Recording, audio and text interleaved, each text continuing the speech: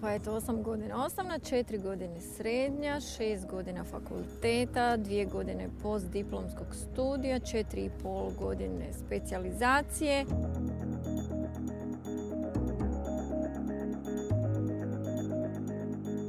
Bila sam primljena ne odmah prvi puta, u prvom natječaju je kolega jedan dobio specijalizaciju. Bezbroj sati stajanja oko operacijskog stola, životi ljudi u njihovim rukama, 24-satne smjene. Sve to čini jednog kirurga. Fizički težak posao koji ostavlja malo vremena za privatni život, ali očito ima svoje čari. Dinamika, puno posla koji brzo daje svoj rezultat i vidite rezultat svog rada. Ja kad sam u sali, ja se osjećam izuzetno. Ja bi u sali mogla biti, ne znam, bezbroj sati. Doktorica Petrović-Lukačević na kirurgiji radi već 13 godina, a doktorica Štanfel-Tomić je na specijalizaciji. Obje su dio Vinkovačke opće bolnice, jedine u Hrvatskoj u kojoj je omjer kirurga i kirurginja pola-pola. Doktor Kiš priznaje da to prije nije mogao ni zamisliti. Ispočetka je to bilo ovako muški šovinizam, pa bilo bi zgodno da imamo muškarca za specijalizante. Ali svaki natječaj dove nam je novu ženu. S vremenom su popustili i nisu požalili. Danas su na odjelu 3 kirurginje i 3 doktorice na specijalizaciji iz opće kirurgije.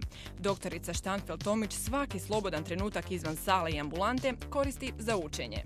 Kirurgija mi se uvukla pod kožu i tu su mi moje odluci su doprinijeli kolege koji nakon 30 godina rada sa jednakim žarom rade, ja mislim, kao i na početku. Oduvijek je znala da će studirati medicinu i specijalizirati kirurgiju. Također je znala da neće biti lako. Nisam znala da će biti opća kirurgija, baš zato što sam žena, nisam mislila da će biti moguće da je dobijem, ja. Međutim, stvari se lagano mijenjaju kod nas. Kako sazrijevate, neke se stvari mijenjaju. Tako i stavovi prema radu i prema osobama pa čak i prema spolu. Poslije shvatite da u stvari nije uopće bitno da li je neko muško, žensko, nego da li je vrijedan ili nije. Da li hoće raditi ili neće. Ali nisu svi promijenili način razmišljanja. To je očito iz strašnog podatka da je među kirurzima tek 5% kirurginja. Od liječnika na specijalizaciji svih područja medicine čak 61% su žene. Zato i nije jasno zašto tolika prevlast muškaraca u kirurgiji. Godinama se govori da je nekako kirurgija mjesto koje najmanje pripušta, rekla bih, žene ili da najteže mlade specijalizantkinje dobivaju specijalizaciju iz kirurgije. Čak je bilo i mizoginih govora da u nekim bolnicama šefovi kirurgije govore da samo preko njih mrtvih će žene moći postati kirurginje. Rada Borić iz Centra za ženske studije dobro je upoznata s podjelom poslova na ženske i muške. Kaže, žene su nepoznanica među rudarima, strojarima, grobarima. No taj popis je sve kraći. Ali mislim da je strašno dobro znati da je danas najnormalnije vidjeti vozačice tramvaja, pa čak ponekad i vozačice taksija ili vozačice autobusa ili vozačice i teških kamiona. U malenom postotku kirurginja je i doktorica Luče. Ona je prva kirurginja koja je hodala hodnicima opće bolnice Zadar, iako je ustanova stara 130 godina. Ja sam vrlo lijepo primljena, vrlo lijepo su me prihvatili u Zadarskoj bolnici. Mislim, i jasno, treba raditi. 3 godine pokušavala je dobiti specijalizaciju u rodnoj Rijeci. Specijalizirala je u Osijeku, 5 godina radila u Vukovaru, a prije samo 2 tjedna stigla je u Zadarsku bolnicu. Kad se odlučuje o zapošljavanju nekog liječnika u bolnici, onda jedan je kriterij ipak najvažniji, a to je znanje i sposobnost. To je izuzetno zahtjevan posao, dugo stajanje, noćna dežurstva, noćni rad, ali jasno, ako je motivacija visoka, onda je to i puno lakše. Doktorica Švagelj tu motivaciju ima punu 21 godinu. Svoju profesiju ne gleda kroz prizmu spola. Važno je da doktor može izdržati taj iznimno zahtjevan tempo rada. Broj operacija u 24-satnoj smjeni teško je predvidjeti. Nekad bude 1, nekad bude 5, nekad bude cijelu noć, nekad noć bude relativno mirna. Isto je vrlo zahtjevno, u bolnici ovakvog tipa praktički sve morate rješavati. I ozljede, traumatologiju i operacije trbuha, prsnog koša, što je zadesno. Doktorice znaju i do 6 sati u komadu operirati, stajati nad pacijentom uz punu koncentraciju.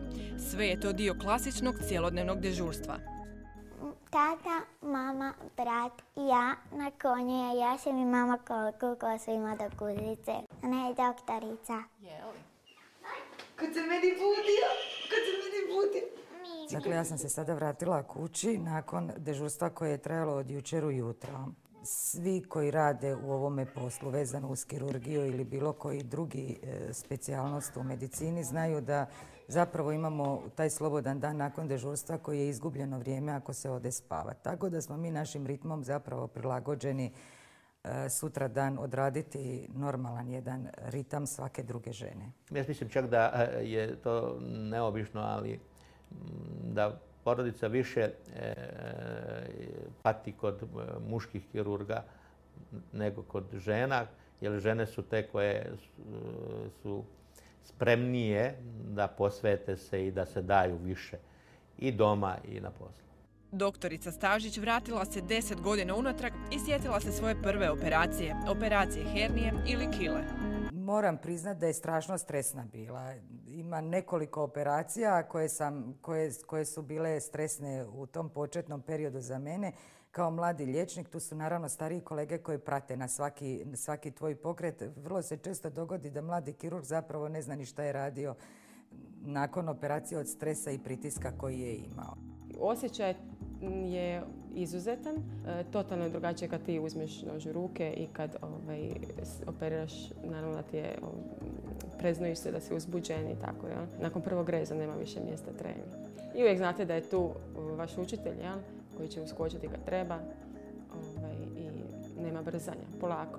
Zato učimo ovako pa znamo šta treba napraviti. Ona se, kaže, s muškim kolegama ne uspoređuje, jer i onako uvijek misli da može bolje. Doktorica Lučev nakon posla i kratke šetnje Zadrom odlazi po svoju Petru u vrtić. Nemam bake servis, imam uglavnom sve biti dobre organizacije. Ništa drugo, znači sve se može, samo treba se organizirati, jasno. I vinkovačke kirurginje su majke. Još jedan dokaz da se obiteljski i profesionalni život mogu uskladiti. Iako im vrata kirurgije nisu uvijek bila širom otvorena, zbog velike želje i čvrstog stava, svoj put su ipak pronašle.